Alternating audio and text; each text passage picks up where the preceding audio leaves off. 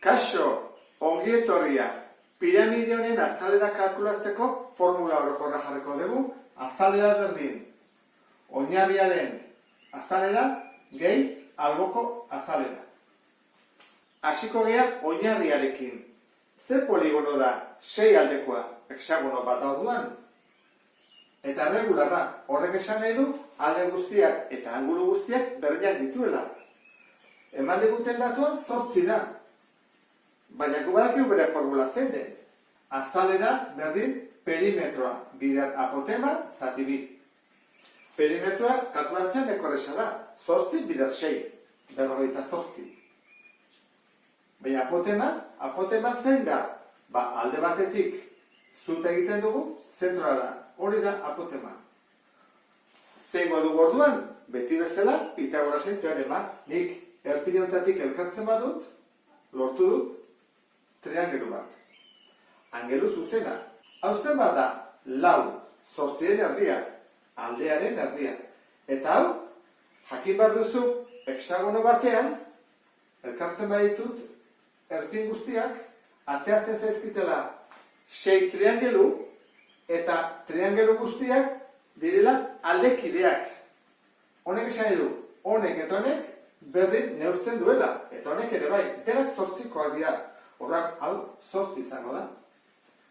Gure apotema hemen agertuko da. Apotema, torduan dugu, 8 eta aldearen erdia, 4. Hirutan hipotenusa 8 delako, jarriko dugu 8 berbi, berdin 4 berbi, gehi apotema berbi. Hau da 74, hau da 16, A berbi, 16 kentzen pasatzen da, 48, eta berretzen edena errotzen. Kalkulatu behar dugu hori zen baden, eta ematen du 6,83.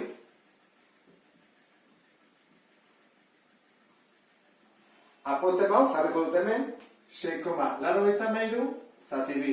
Eta hau, izango litzake oinarriaren azalera. Hau.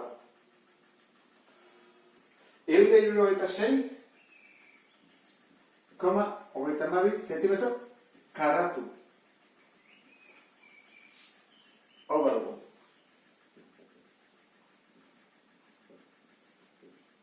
Gehi, alboko azalera kalkulatzeko ikusi behar dugu alboko azalerak ze poligono diran. Triangeluak. Zenbat? 6 triangelu. Eta denak berdinak. Hexagono erregularra delako. Orduan, triangelu baten azalera kalkulatuta egin bat du bider 6. Goazen ikustea. Azalera izango litzake. 6 bider triangelu. Triangelua noa kalkulatzen da? Oina, bider altura, zati bi. Altura hau, norena, triangeluarena. Eta zer eman digute piramidearena, ez da berdina. Piramidearen altura eta triangeluaren altura ez da berdina. Ikusiko duzun bezala hemen, marrazterakoan, piramidearen altura hau baldin bada, triangeluarena luzea bada. Eta elkartzerakoan, hau angelu zuzena da beti, hipotenusa digute galdetzen, eta hori izango litzake apotema. Beste apotema bat, lehen egin dugunetik aparte. Orduan, dugu 6 bider triangeluaren oina 8, bider, orain kalkulatu bat duguna, bigarren apotema hau, zati bi. Hori behar dugu.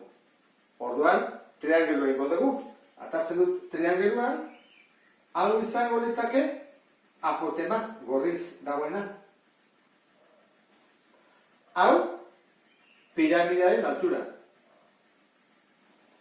Eta hau, zein da hori?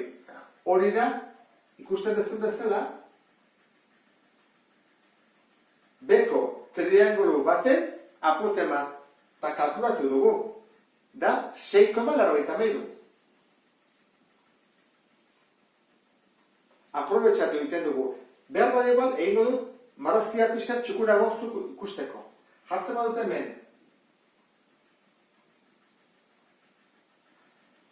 Hexagonoa. hau, altura, hemendik datorrena, gora, apotema, hau izango litzake, triangelu baten, beko triangelu baten, apotema. Behar badola hobeto ikusten da. Horra dugu, 6,83 dela leheno kalkulatu dugulako apotema, hanez eta ban kenduta egon, 20 da altura eta apotemaren bila joan gaitezke, eta hori da hipotenusa. Horran jarriko dut A, berbi, berdin, 20 berbi, gehi 6,83 berbi. Berretzen nahi dena, bestaldera errotzen, horra, bigarren apotema hau izango litzake. 20 berbi, gehi 6,83 berbi. 21,17 zentimetro. Orain bai, apotema honen ordez jarriko dugu zenbakia. 6 bider, 8 bider, 21,17 zati bi. Ea zertatzen egun? 508,08.